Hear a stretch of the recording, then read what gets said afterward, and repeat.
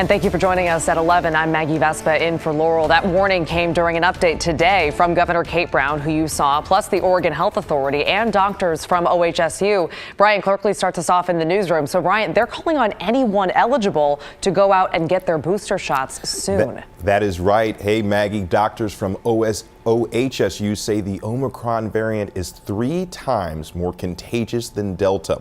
Projections show this could cause a huge strain on hospitals starting in mid-January. A lot of the people I spoke with today say they do have concerns, and the surge could cause them to change some holiday plans.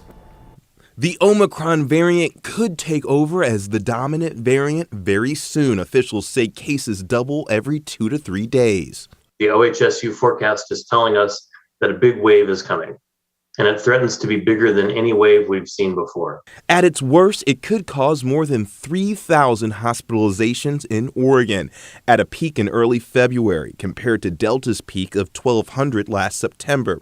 Though health officials say the rate of severe illness appears to be lower with Omicron, because it can get to so many people so quickly, it could still be a strain on hospitals. We expect Omicron will generate a large increase in the number of Oregonians who will become severely ill and likely need a hospital bed. OHSU Dr. Marcel Kurland says booster shots are more important now than ever before because the vaccine seems to be less effective against Omicron. According to real-world data from the UK, 2 doses of the vaccine provided just under 40% protection against Omicron, compared to 60% against Delta. A Pfizer study showed its booster could up that protection to 76% against Omicron. So the boost gives you a substantial bump in the protection against COVID, against Omicron.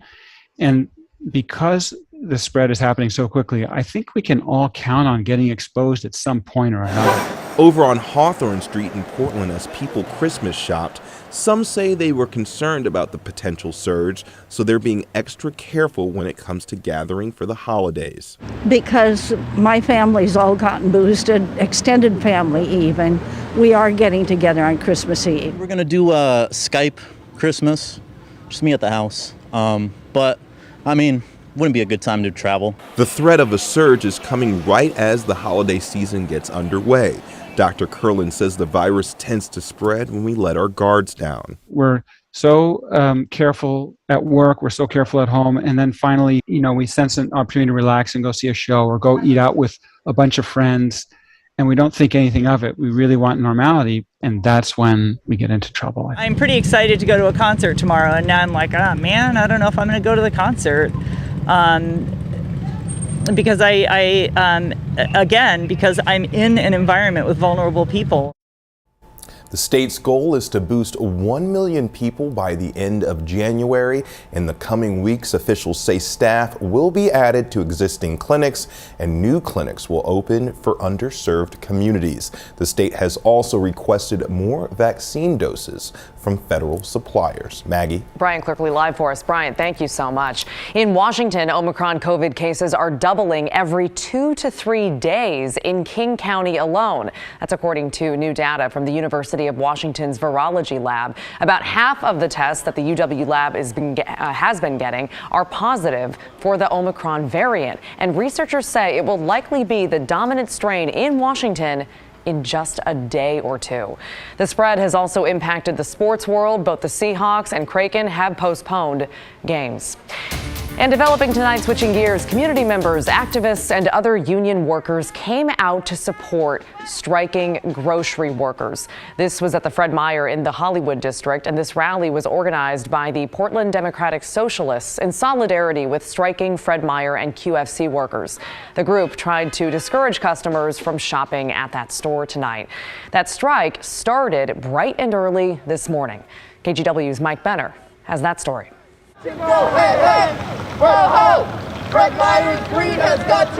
Late Friday morning outside the Hollywood Fred Meyer, a picket line of employees fed up over wages and benefits they say aren't competitive. What we have here is an unfair labor practice strike. We have members at this corner, at that corner, and at every other entrance we can find. Miles Ishaya of United Food and Commercial Workers Local 555 says Fred Meyer and QFC workers walked off the job at 6 a.m. Do you know how many walked off the job? I don't know that off the top of my head right now. This strike affects 7,000 plus members, though. Those thousands of members, Ashaya says, have been working through a pandemic and deserve better compensation, as well as support from the community. We would strongly urge the community to not cross our picket line. You can shop at Safeways, you can shop at Albertsons, those are union, all in the whole state of Oregon.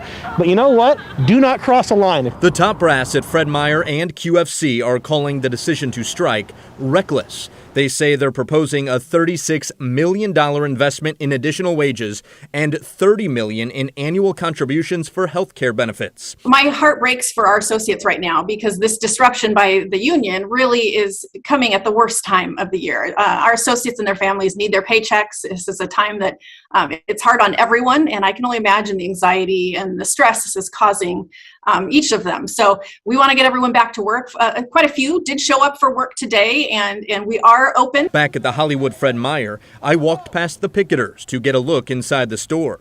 It was business as usual. Checkout lanes were open and staffers were stocking shelves. There were also plenty of customers. This man was one of them. Getting up to date and supporting unions when they're trying to work for fair wages and fair practices, yes. David Shapiro educated himself about the strike, but only after doing a little shopping.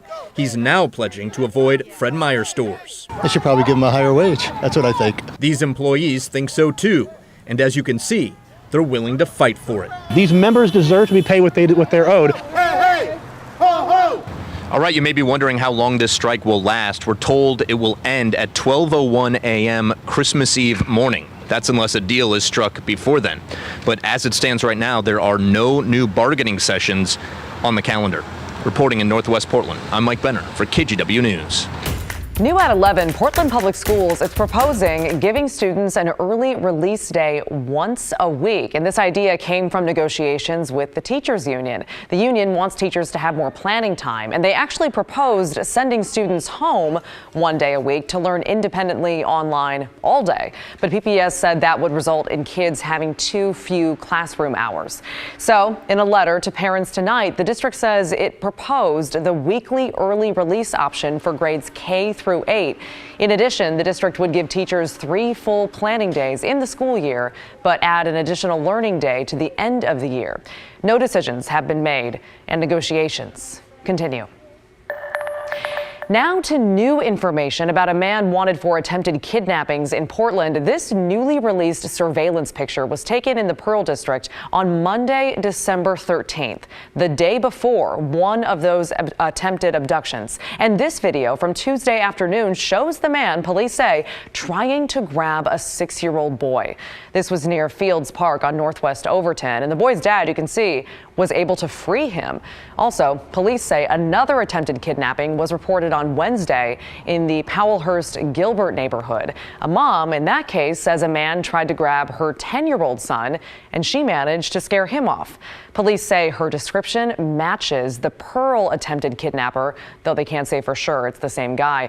Regardless, they are looking for a Hispanic man between 20 and 30 years old and between 5'1" and 5'3" in height. They say he's heavy set, with dark hair and a small ponytail. He's also been seen with that black bicycle. Contact police if you have any information.